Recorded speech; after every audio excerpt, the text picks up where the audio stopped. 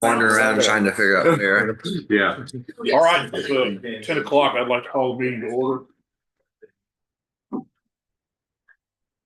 We have the Zoom up and running on online. Kevin, are we online?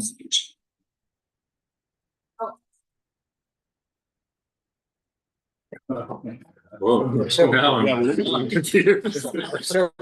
delay, in case somebody says some better.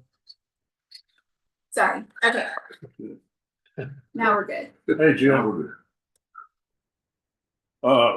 If there's anybody that wants to make public comment that's online, if you would use the raise your hand function on the Zoom, and state your name and address so we can put you on the screen, that would be appreciated. Item number 2, motion approving the minutes of November 4th, 2024 meeting of the Midland Development Corporation. Is there any public comment? Any discussion from the board? Okay, I'll call for a motion for approval of the minutes. Yeah, move for approval. Second. Have a motion and a second. All in favor, say aye. Aye. All opposed? Motion carries. Okay, at this time, a presentation for Mode Communication LLC on proposed messaging and communication campaign for the Midland Development Corporation. John James, thank you very much.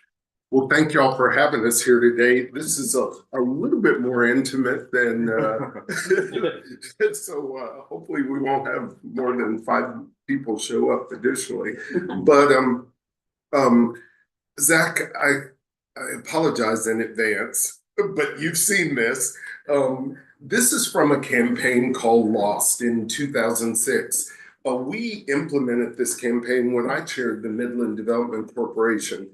And when I saw Zach and saw this guy from 2006, I had to apologize to Zach for putting him on the screen because they look exactly alike, or it's his brother from another mother or something like that. Sometimes. He doesn't have a beard. That's right. But you know, we're clever enough that we could kind of put a beard on him in about 2 minutes. But this campaign, and I'll keep it brief, this campaign called Lost was a campaign that wasn't about recruiting new businesses to Midland. It wasn't about retention and retaining businesses in Midland. We had all of those checked off. This was about people. We didn't have people to fill the jobs that we had in Midland. So we implemented this campaign. This campaign, if you'll go to the next slide, this campaign featured all of these, and you can keep going. This campaign featured all of these fictional characters that we told a story about, and we told the world that they were lost, and that if you saw them, you needed to send them back to bright lights, a great quality of life, and a community where the hustle and bustle of the big cities didn't exist. We had jobs, we had plenty of them, but we needed people. Back then, the Midland Development Corporation, like today, was focused on what the need is for our community, what we had to do to solve what was back then and today a big problem. It was about making a community of people aware of what we had here and what we were looking for. We called it Come Home to Midland. Now, we believe that this campaign, much like the Midland International Air and Spaceport campaign, is a big deal. We believe it's so big that we put together what we consider to be a pretty incredible team of organizations in the marketing space, because we think it's big enough that a collaboration with some of the brightest minds in the business is very important. So, and I'm kind of moving through this, but please, if y'all have any questions, just let me know. And with us today are Tatum Hubbard, Jose Gaona, and Kate Williamson, who is also on our team, couldn't be here today to make this meeting, but is going to play an incredible role. And I'll just let y'all introduce yourselves briefly and tell a little bit about yourself. Yeah, I'm Jose Gaona. I'm the president CEO of Red Pixel Marketing. I have family. We've been here since 2001. Again, my background is in media. I came here in 2001 to work for Channel 9. I was there at Channel 9 for about 4 years, and then took a little bit of time off to work as an oil field sales rep, and then went to Channel 7, where I kind of climbed the ranks there and eventually left as general manager before, Midland and Odessa have been so good to us. So we started our marketing firm, Red Pixel Marketing, about 6 years ago, coming on 7. My wife and I, Jacqueline, we own another business. Again, we love Midland. It's kind of in the tech space, Code Ninjas. Sammy's been there, and we are helping kids get excited about STEM through teaching them coding. So we love that. I got a 23-year-old, a 13-year-old, and a 12-year-old children. And so we are very invested in Midland, in the area. And again, I just keep telling everybody we're here because Midland has been great to us. So I'm excited about the opportunity with this project. Hi, everyone. I'm Tatum Hubbard, and I spent about 20 years in the news business telling stories. That's really what I'm good at, is telling stories in a way that real people understand what's going on and can kind of get excited about the same vision. So I try to put everything in the context of Marcy Hubbard, who is my mother. I think I should be able to tell a story in a way that Marcy Hubbard would understand what's going on. What I bring to this project is the ability to be strategic about the audiences that we are targeting with the right message at the right time. It's important to me that this campaign really grabs hold, because I'd love for my own children to choose to come back and live in Midland. And so the more we can do these kinds of projects that really elevate what we have to offer, I think this benefits us all. And so that would be my role, is being able to tell the story and communicate it in a way that regular people really understand the value. Yeah. Well, thank you very much. And we can skip maybe 2 or 3 slides. Now, what yeah, there we are. Beautiful as ever, and one more will be fine. Now, that's perfect. Thank you. Now, we kind of, as we've talked about this and kind of put our creative minds together, we strongly believe that the journey to anywhere and everywhere starts in Midland. And we believe that fundamentally about the spaceport. And so we just want to talk to you a little bit about our work, give you a sampling of that. And then we're going to go through and tell you why we believe what I just said and how we would approach this project. And then we'll wrap up with a few other bits and pieces that we think are interesting, and then leave it up for questions. But I want to start. John, yeah. Excuse me a second. Could you back up one slide to show your team again? Yeah, before people, for the mayor's benefit, you just got here. Yeah. And just go through it real quick. Yeah, John James, I'm the CEO of Mode Communications. Jose Gaona, who is the CEO and president of Red Pixel, and Tatum Hubbard is joining our team to help us tell the right stories. And Kate Williamson, who cannot be here with Basin Hill Group, is really about strategy. Because when topics could be quasi-political, strategic thinking is really critical, and that's where Kate really excels, we believe. But that's the team we put together to collaborate on this project. Again, we thought it was big enough that it needed a lot of smart minds to come together, and not one company could really pull this off in the way we believe you'll want it to be pulled off. Thank you for that. So we're going to go through a couple of the projects that we worked on. What Mode Communications up until this year was the agency of record for the Midland County Fair for about the past 5 years.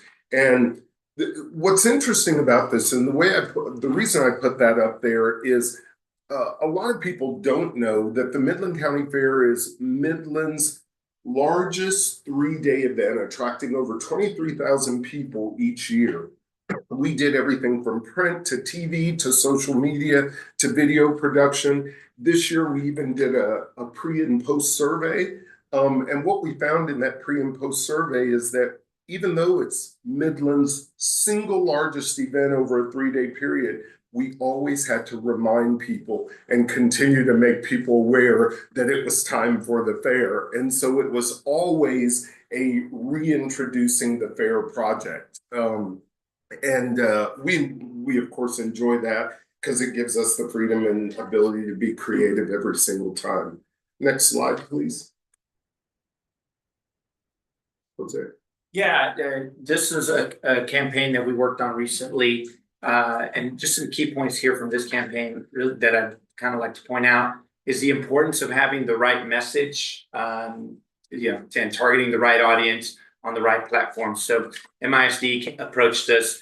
They had an issue. There were some schools that were over capacity and some schools were under capacity. That's because people were picking and finding a way around the neighborhood schools. So they wanted to get everybody excited about their neighborhood school or their school of choice. And so here, the campaign was very successful. Really, what I want to point out about this campaign is that the messaging kind of pulled everybody together. And it even had an effect that I don't think they were counting on. It really unified their staff. It gave their staff a lot of pride. And so they, what was supposed to be really just a marketing messaging campaign, they ended up adopting it as their annual messaging campaign. I still get lots of other school districts call me about it and ask us about how we got here and why we got here. The other part of this was why it was effective for the original aim, which was to reach parents, is we went in and created videos for each neighborhood cluster of schools, and we're able to deliver, instead of delivering a broad message, we were able to even, pick out, certain schools that would matter to only to certain people. And so that I thought was what helped make this campaign a success. And what you'll see here too is, for us at Red Pixel, we trust very much the combination of traditional media and digital media working together.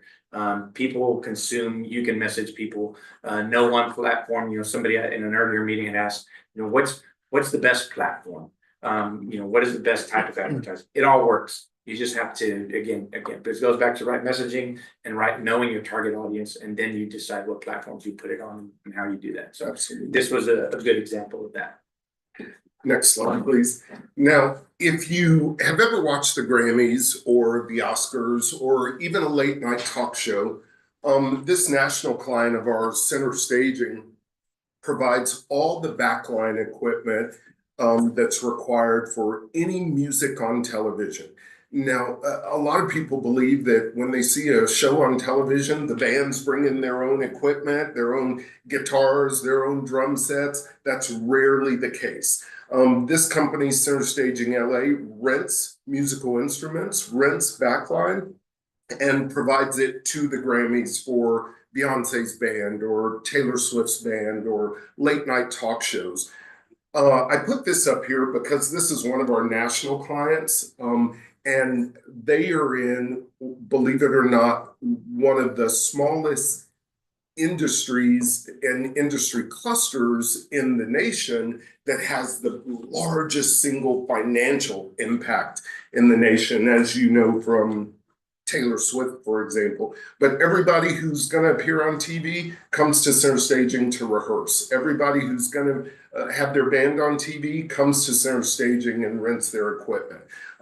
We do everything from strategic planning for this company. We recently developed a sales cycle for them because they're feeling the pressure of competition. And we do a lot of awareness campaign work for Center Staging. Next slide. UTPB, our work with UTPB, gosh, we're very proud of the work we do with them. It has evolved, and we've been consistently with them for about 6 years. When we started working with them, they were very heavy traditional media. We've come in just over the last 6 years and working with them on a weekly, monthly, regular basis. Again, strategically, we've helped introduce them to, again, new platforms, again, back to the target audience.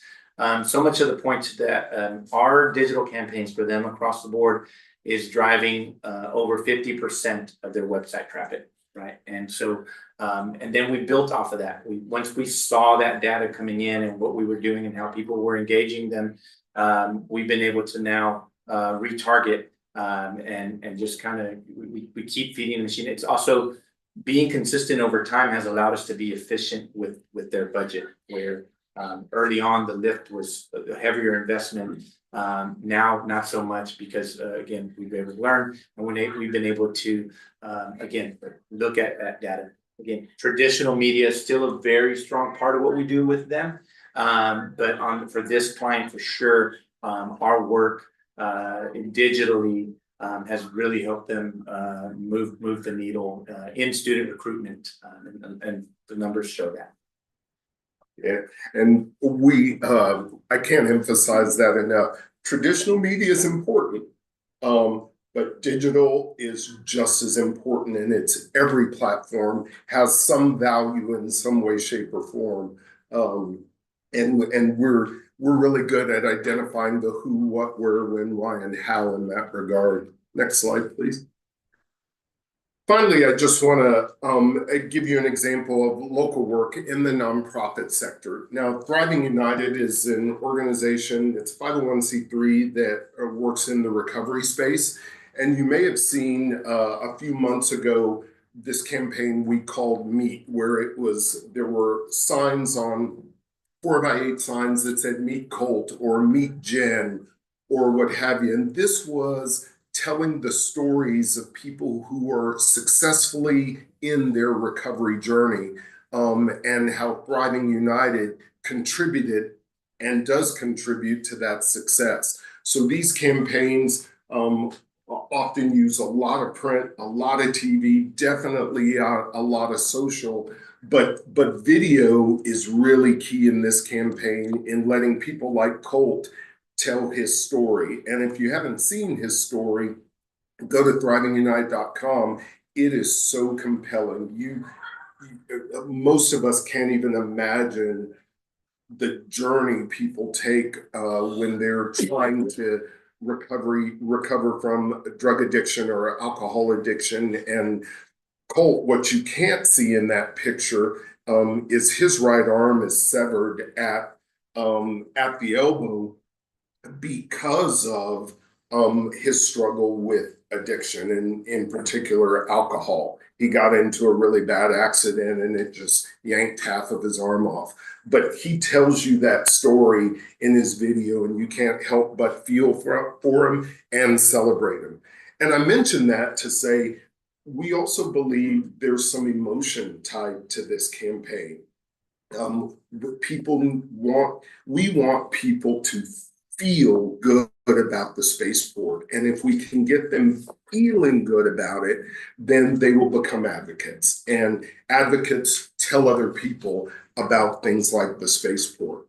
If you'll go to the next slide, we understood that there were roughly 5 objectives: build community awareness, drive engagement, future-proofing, which I'll speak to in a little bit, attract business and talent, and enhance social and media presence. We saw those as the objectives based on our understanding of what the MDC wanted to do. And with those objectives, we take this approach. Not a lot of people realize this, but planning and research that goes into understanding a client and understanding their objectives and understanding their target is a big part of this. Because if you don't understand who your target is and what their pain points are related to a project like this, or what their thinking challenges are related to a project like this, your messages will never stick. They just won't hit them. And so a lot of planning and background, and we've already done a lot of it. We know some interesting facts about people's perception of the spaceport, and it's unscientific, but people don't know as much as y'all would want them to know. And it makes sense to us. But until you see it on paper and you see kind of comments that people make, there's a little bit of work to do, but it's not insurmountable for sure.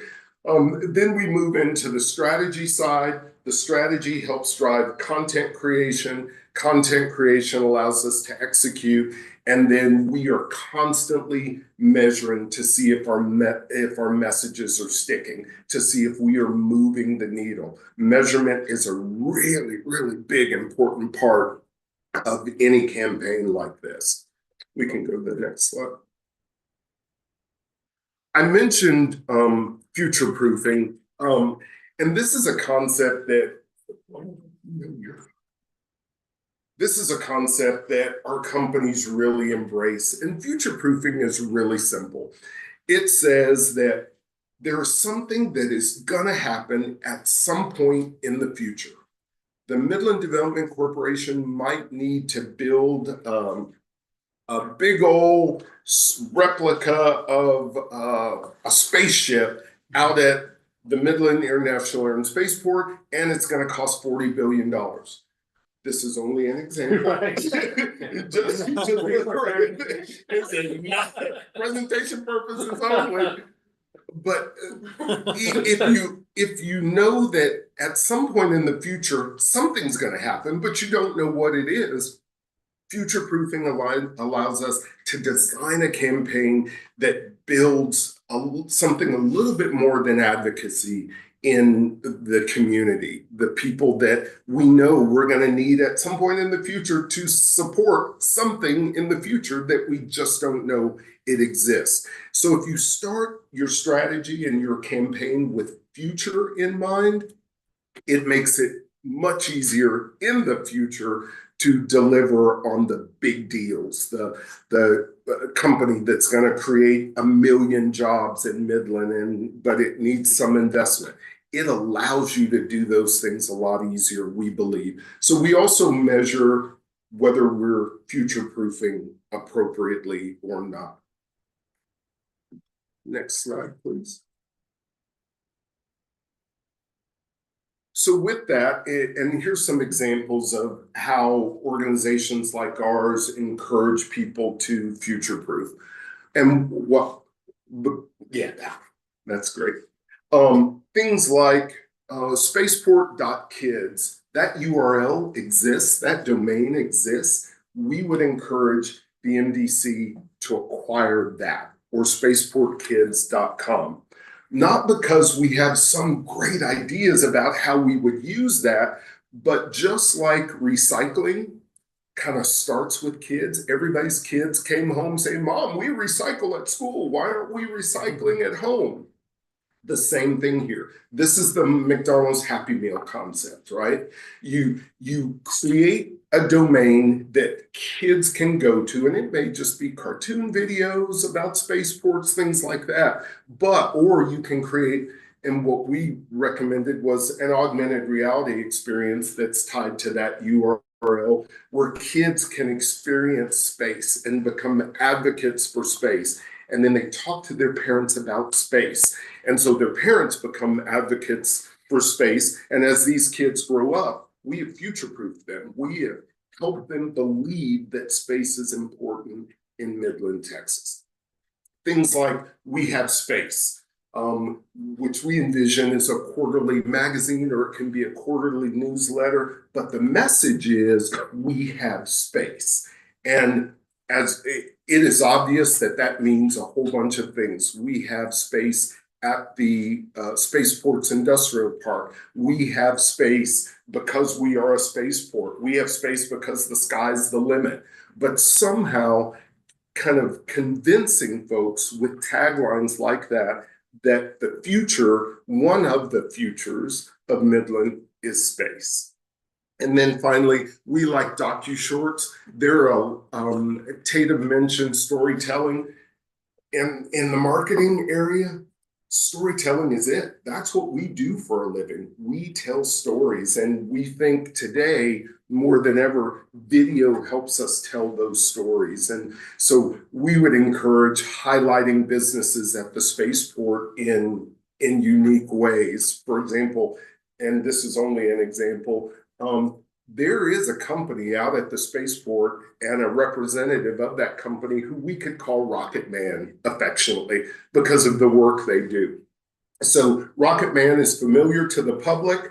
Midland has its own Rocket Man right here. And so tying those kind of themes together helps future-proof. It helps build advocacy.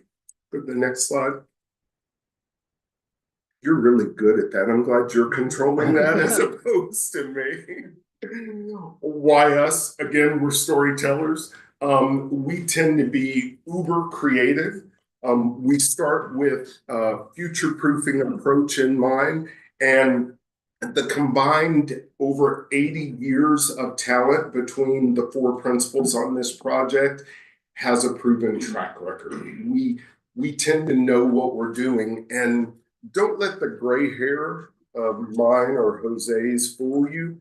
We have a lot of young people on our staffs that help us kind of stay young and kind of, they're our future proofing, so to speak.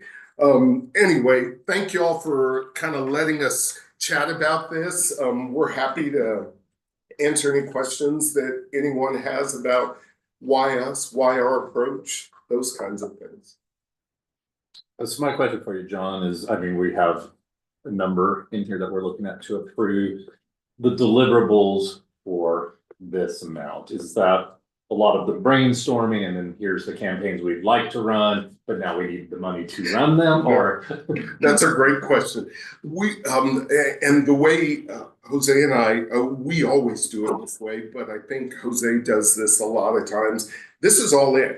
So video we produce, ads we run, things we print, this based on what we've concluded would be the approach. This is all in. We won't be coming back to Sarah saying, hey, we need about $10,000 more unless Sarah thinks we need to amp up something. Okay. Yeah, Thank you. great question. And Brad, there are several items in this that are specifically on an as needed basis. So events triggered by bringing new businesses in or specific events that will then trigger working with Mode to say, hey, we want to do this event. We're ready to do this. So let's get this going. Okay.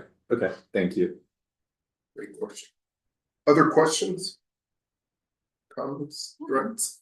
So, and I was kind of looking at the overview and you did a great job. You did a great job. I think space is exciting, really important, but I hope there's a component and kind of like we talked, kind of like, I don't think sometimes MDC gets the credit they deserve for the really good things they're doing outside of space. Yeah. About not only the Education. spaceport, the MDC overall. Yes, past Yeah. projects, some feel good things. So I was hoping maybe there's a component for that in this as well. I think that's an kind of overarching philosophy where the MDC will always get credit for these types of things. While we think there is it is important to kind of tag and remind people of the spaceport, it doesn't happen without the Midland Development Corporation. And so they've certainly been clear about that. Perfect. Thank you.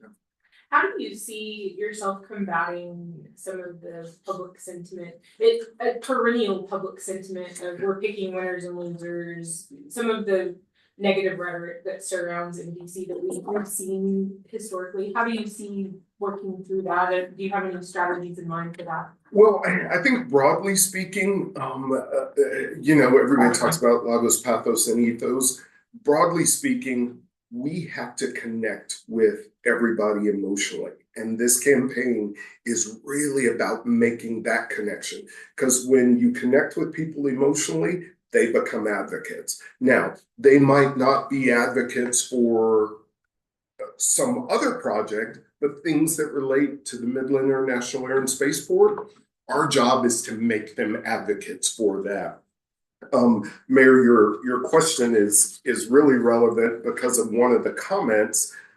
We did a very unscientific poll, and one of the comments somebody made was, we'll tear down buildings, but we think we can be Star Trek. I mean, just that kind of sentiment. And some of those people we will never reach, to be honest with you. Yeah. But I think on the whole, we think we have the ability to connect with people emotionally through this campaign and cause them to be advocates. Well, I think to your point, there's a lot of misinformation sometimes that gets out. Absolutely. And so if you get the correct information out and they hear that instead or first. And the correct information in a way that resonates. For example, Tatum is an exceptional storyteller, as we all know. Just going to people and saying, hey, did you know about the Midland International Air and Spaceport? That's not going to work. How we craft those stories and how we target the messaging is really, really critical. But that's why we hope you hire people like us, because that's what we do for a living. I have just when we think of Midland, you think of the oil field, you think of engineers and geologists and all types of things. But then on another level, you think of roughnecks, you think of truck drivers, you think of welders. And so there's a group of, it can go many different directions with that opportunities wise. And so for the spaceport, have we identified some entry level or some other levels other than astronauts and, people, that ways that we can engage the community and opportunities that telling those stories of opportunities in the future as well? I think the word you nailed was opportunities. If nothing else, the community's embracing of the Midland International Air and Spaceport is about opportunities, because there are jobs that are created. There are there's innovation that's inspired. There are all kinds of things. And I think our messaging will in large part also talk about the opportunities, because everybody wants an opportunity for themselves, their families, their children, what have you. Everybody wants those opportunities. And by telling the stories of the people who were there, because that's another thing we found out, is people don't know who's already at the air and spaceport. But by telling those stories in creative ways, that makes me feel good about the opportunities that exist. And it's not all rocket ships and other planets. In fact, it's less about that, and it's more about the community we want to become. Just like the oil industry drives certain things, space is going to drive certain things, we believe, and opportunities is the key there, messaging about those. Yeah, and to add to that, several years ago when you guys were working through, chasing the designation and getting everything lined up to be here today, this was like, someday this is gonna happen. It's happening now. It's now, right? It's I here. think I came to another informational session and you guys had rocket fuel sitting on your table, right? They're 3D printing those little blocks. I keep it in my purse. I'm there with rocket fuel. It's real, right? And it's who we are. It's no longer who we want to be. There was always this talk about diversifying our economy. Guess what? It's happening. The ball has already started rolling. And again, I think you guys are wise in capturing, again, what's already happening, right? To get the broader community. And it's not just Midland. We're going to start in Midland, but this is about our region and getting everybody else behind that. And so, anyway, so this past year, it's almost a $400 billion industry. Yeah. And it's projected by the end of the decade to be $1 trillion industry, of which Midland is well positioned to take a chunk of that money. Yeah, and ahead of the game in many respects. And, again, our oil and energy sector, it's patriotic, right? So is this. Yeah. This space and defense industry, right? It too is patriotic, and so it's the foundation's already been set. I was just gonna say, I think that's the part that you really can play up to resonate with some of the folks that you're talking about, the national defense impact that this has, because we already, this is rocket fuel for Javelin. Yeah, you have it. There you go. And so we're producing that. is already and is going to impact our national defense. And that resonates with hardworking folks in our community who want to see us make an impact beyond just oil and gas. They want to see us make an impact on our national defense and on a broader scale. And so I think it's the bigger vision that we're able to cast there that really is more national defense and not so much Star Trek. We've got to shift that narrative away from that. And those things do take, you know, they're in the marketing space, there are kind of 4 phases of that. And the awareness phase is just the beginning of it. Just making people aware doesn't mean they're convinced, right? You have to go through that process to get where you described. I will say I'm a little bit concerned that you have the secrets to the rocket. Have you been tailed? It's a polymer that they're using, and it's the same thing as a Lego. Yeah. So it's the same makeup as a Lego, and that's part of what we're doing already out there. Yeah. And so it's stable, and so just to be able to show the concrete example of what it is that we're doing. Yeah, just don't expose it to Yeah, nitrous absolutely. oxide. Yeah, And that's why telling those stories. Don't take it to the dentist Yeah, office. don't take. Well, and that's why telling those stories of the people who are out there and letting Midland see that what AST is doing and what Firehawk is doing in what we can tell people, all of those things make people proud. It does make them feel patriotic and committed, but we've got to be able to tell those stories because it is happening right now, but nobody knows. Other question?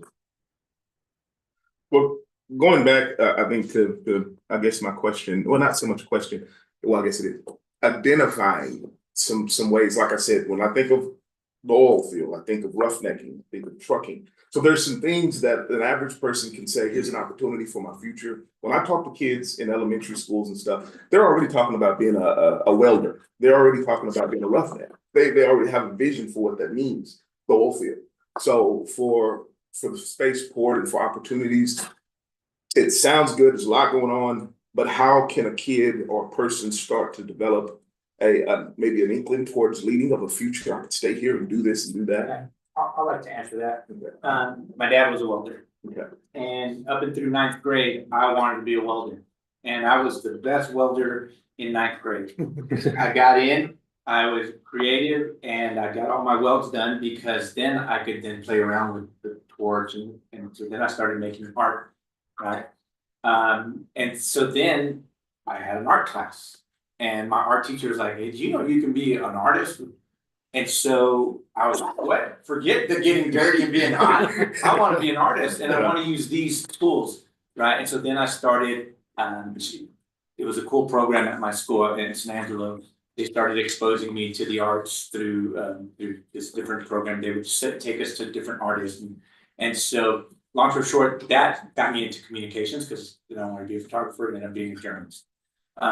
But it was because I saw somebody, so I thought I was gonna be like, look at, I'm the group you're talking about. Yeah. My dad was a welder, he had 3rd grade education and he did what he could do. So I wanted to be a welder because I was proud of him. He was one of the best welders.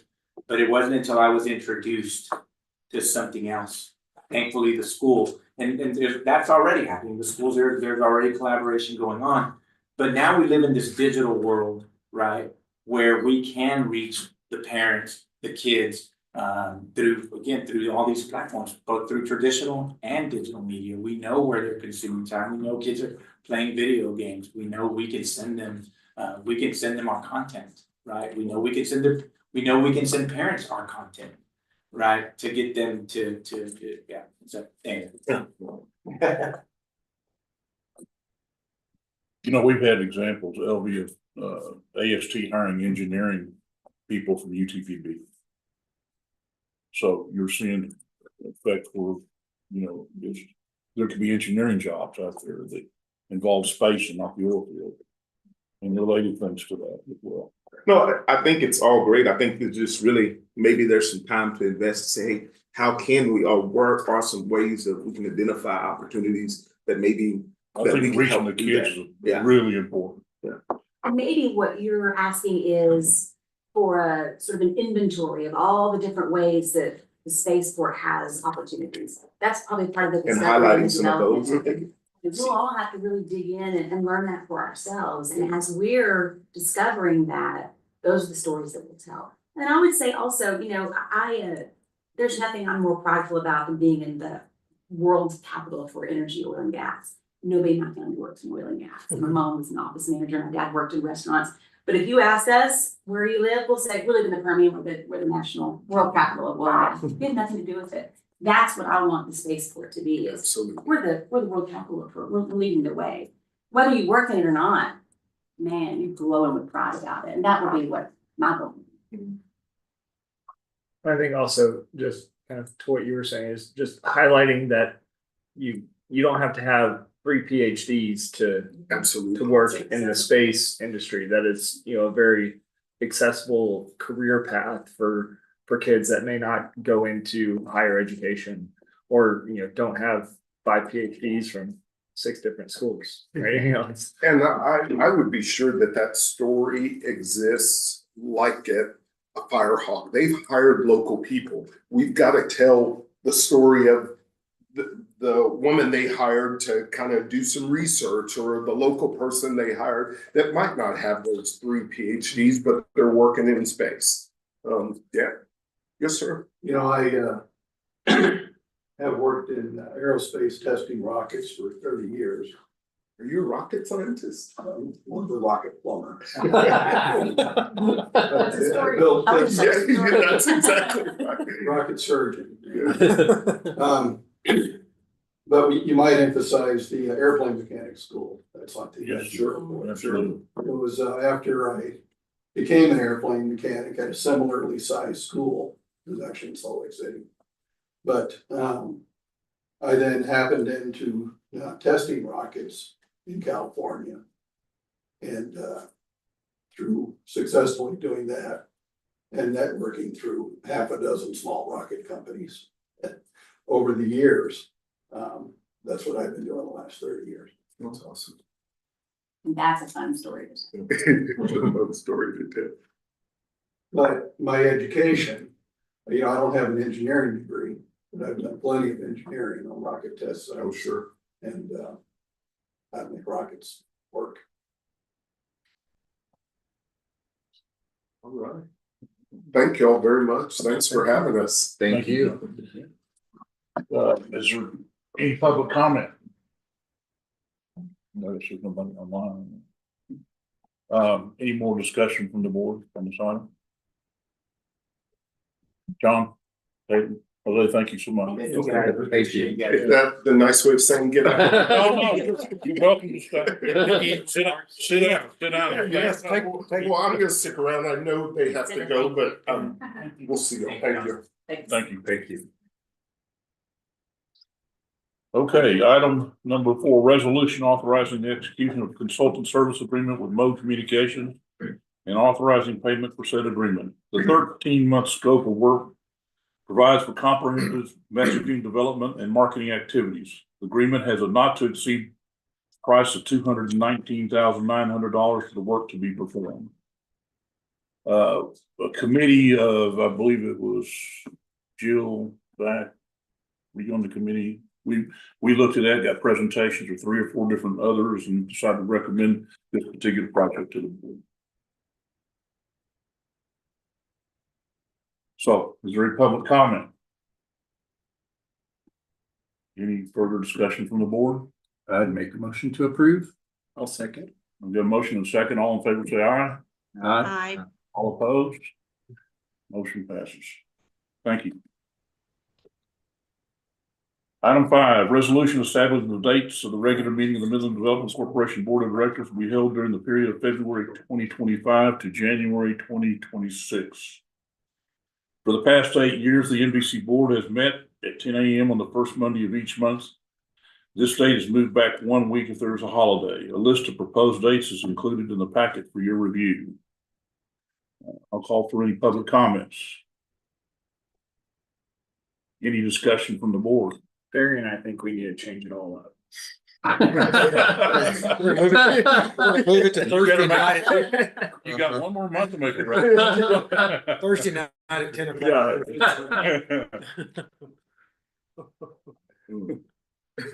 Okay, any further discussion from the board? There's no January meeting on that list, and that's the one they keep telling us we gotta come to, so. it sounds like a trick. January was on last year's. Yeah.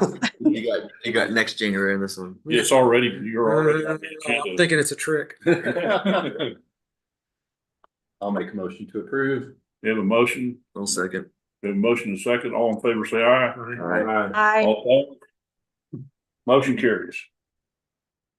Resolution authorizing the execution of amendment to that professional service agreement with Kimberly Horn and Associates for professional services relating to the widening and improving of State Highway 158 from Sinclair Avenue to Wadley Avenue and from Wadley Avenue to Briarwood Avenue. Amendment provides for the term of the agreement to extend through December 31st, 2025. There is no change in the amount of the agreement, which is $1,443,050 for the scope of work. Is there any, Yes, sir, if I may, so city engineering is managing this contract for us. They have assured me that the need for extension is not due to any delay on the part of any party. It's due to them asking Kimley Horn to focus on the design for the first scope. So, this pushes out the end of the agreement by 1 year, but does not add to the dollar amount or the scope of work. And it's something that was done in collaboration with the city engineering. Some additional info there. Additionally, Jose and his team are available to give updates on the project if the board is interested in hearing those at a future meeting or ad hoc. is there any public comment? Any further discussion from the board?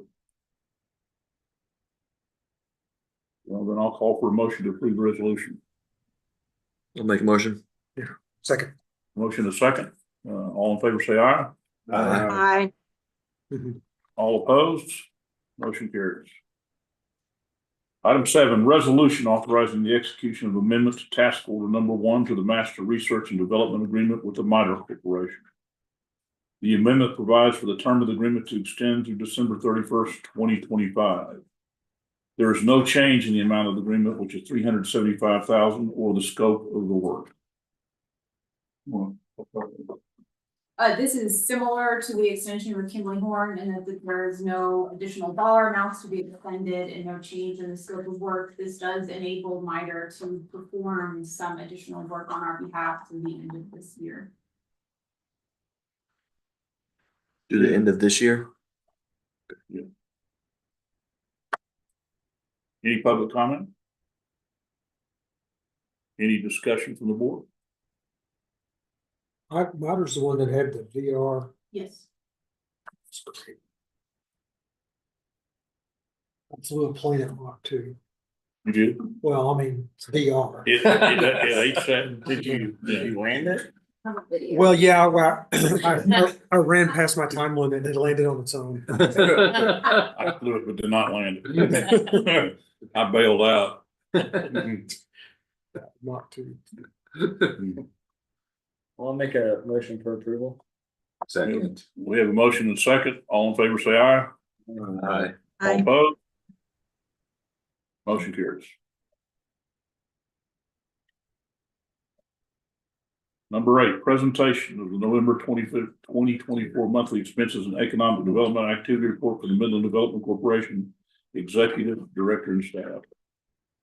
Clara. Yes, so if you look at the income statement, you will see that MDC shows 0 income so far this fiscal year. Just as a point of clarification, that's due to an adjusting entry made by city finance. So sales tax collection are for each month are based on 2 months ago's actual sales.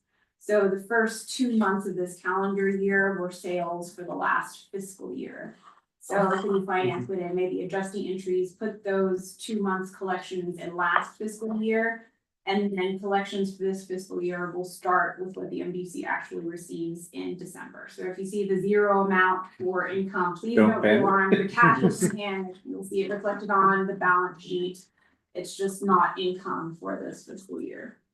Aside from that, I don't have a lot of comments on the income statement. We do see sales tax continue to decline a little bit compared to the previous calendar year.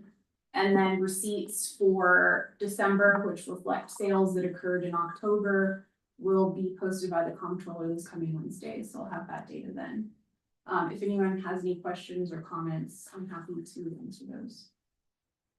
Have you ever done a study of the percentage of the sales tax receipts that come from oilfield services? That is difficult to obtain. The last data I have shows that of the sales tax received by the city and NDC, a little over half comes from either outside visitors or business to business sales. And then the rest of that is from direct to consumer sales. As far as how much of it is oil field service companies, I don't have a good metric for that. Yeah, it may not be a knowable number. I just think it would be interesting to know how much is really people shopping for Christmas versus. I believe it is knowable, but it's confidential and something that the city finance director could get that data, but then can't share it publicly.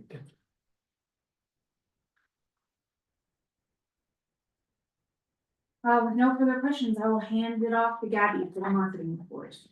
Good morning. I do have a video of Barry and Sarah using VR. That, so if anyone wants to see it, let me know. I didn't put in my presentation, unfortunately. So we made this presentation before Thanksgiving, so this is nearly a month old at this point, and so the social media statistics were not up to date. So I decided to pull some metrics for another development corporation in Texas and specifically in our area. So this is here in Abilene, in a comparison with our social media accounts. So Abilene, on Instagram, Facebook, and LinkedIn, they're all using them, but we continue to rank ahead of them as far as followers, but also engagement. So I was able to pull the engagement numbers as well. And we have an active audience on all of those social media platforms. Some other things that the Development Corporation does in Abilene, they have a lot of staff pictures, which they do have a larger staff than we're a team of 3. 4, I'm sorry, Ken. And some interesting things too at the spaceport. So I guess that is, we should take some pictures of Ken. Yeah, we got it. Available and if they have in Abilene, and then their graphics are really interesting. So that's something I took note of to just kind of vamp it up into 2025. They issue a lot of press releases, and so I guess what we find newsworthy versus just pushing out, you will see. And then they also release an end of year video / recap. So that's something I'm kind of putting together for social media, but I'd like to play around to see what video I can make of everything we've completed. Some other activities that we participated in, the newsletter that was sent out at the beginning of November had a 35.3% open rate, with the highest clicked link with the Summit Center reel and then the Founders Blend information that we sent out. And then over to your right, we have a new flyer that we worked with Ken to develop on the altitude chambers, and that was distributed at HSAT a few weeks ago.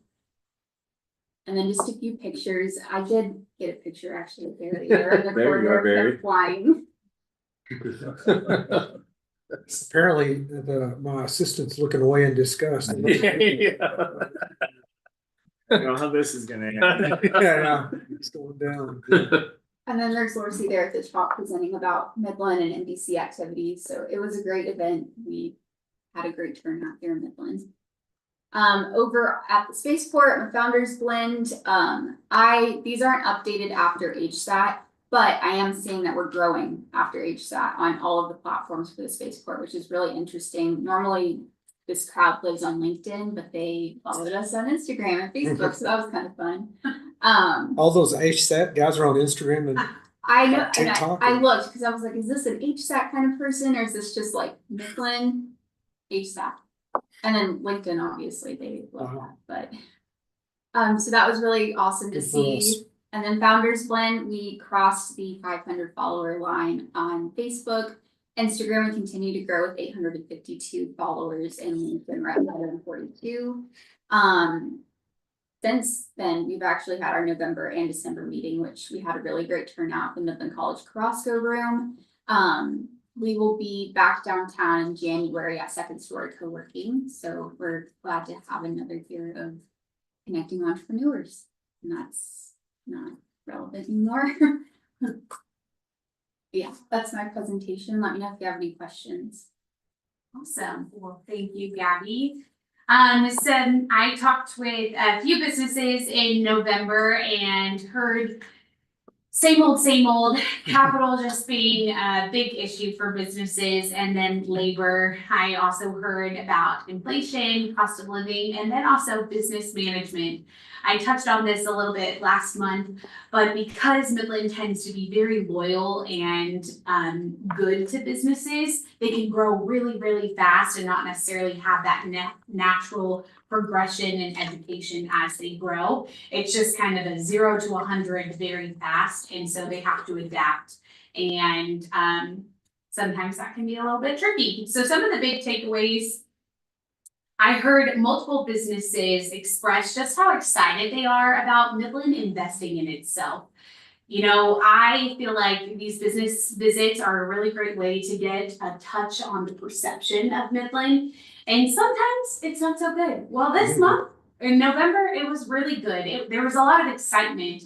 I don't know, maybe it was Thanksgiving or something. People were just really excited about the future of Midland. One entrepreneur told me we are not a one-horse town. Midland is trying really hard to bring other things here that will in turn support businesses. And that is something I didn't have to tell that business. They told me, and I was like, oh, that's going in the presentation. And so some big points of that revitalization downtown. I heard a lot of excitement about downtown. I'm sure as December visits start up, I'll hear a lot about the Christmas setup downtown as well. And then supporting a growing population. I did hear, I mean, people feel like it's getting busier. I also heard good things about our airport. One international business told me just how impressed they were with MAF because in their country, smaller airports are much more rundown. So that is good to hear. You guys probably saw Stuart's video of the roundabout doors. The best thing that's happened in Midland. Big news, yeah. Stuart smile, everything, yeah, it'd be great. And then corporate conversations this month, I also met with a few franchise owners to emphasize just how unique Midland's market is and how it can be kind of difficult to explain Midland's vibe to those franchise and to corporate. Franchise owners told me they really have to advocate for what will and will not work in Midland in regards to hours, recruiting workforce, construction, and wage rates. And some of these locally owned franchises, they rank really well nationally, which is awesome. They continuously have that high demand, but meeting that demand again can be tricky without corporates understanding and almost buy-in into the community to understand that Midland is just a unique place to do business. But the best way for them to understand Midland is to get them here physically in person, you know, drive them through the area, see how many people are here, how many young families are here. Because even seeing, you know, like all the white trucks, seeing that all the rental cars are gone at the airport. I mean, people have to experience that to really get it. Seeing the pump jacks and all of that can be convincing. And then workforce worries. Once again, I heard a lot of struggles about workforce. That constant turnover, it can just be really expensive. So companies, they're trying to find solutions, but it can be hard. One company told me they are doing recruiting remotely from their headquarters, which is located in Canada. But in Midland, in-person interactions, those seem to be really fruitful and almost the most vital, especially if you're going to be recruiting for administrative and managerial roles. Online, just it's not going to be the same. I also heard from a restaurant owner how common it is, and I keep hearing this phrase more and more, even from like Gen X, that they will have workers kind of ghost them. And then they have to kind of close that up and find somebody else instead of turning in a 2 weeks notice or something like that. But I also am hearing that there's been more of an appetite to work. That unemployment rate has gone, it's just making it a little bit more competitive there. So people are wanting to be very mindful of having enough income to support just the cost of living at this point. So that's what I heard from local businesses. And then again, this is outdated. This is Founders Blend information there towards the end. But our next Founders Blend meeting, like Gabby said, it's going to be at Second Story Co-working January 8th. And we're going to hear from West Texas IT Consulting and the Soap Company. So if you are free Wednesday morning, January 8th, we'd love to have you there. Okay, any questions, concerns, comments? I just say, the removal of uncertainty from the early November national elections probably had a lot to do with. things That's becoming more actually a active. very good point. Yeah, the holidays were around the corner and election was behind us at that point.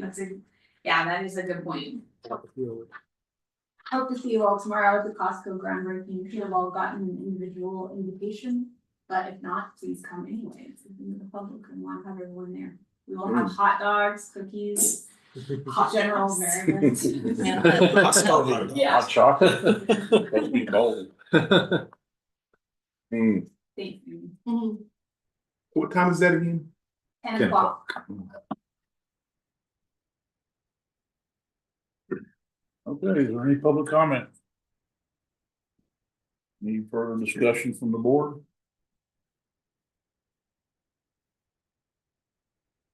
All right.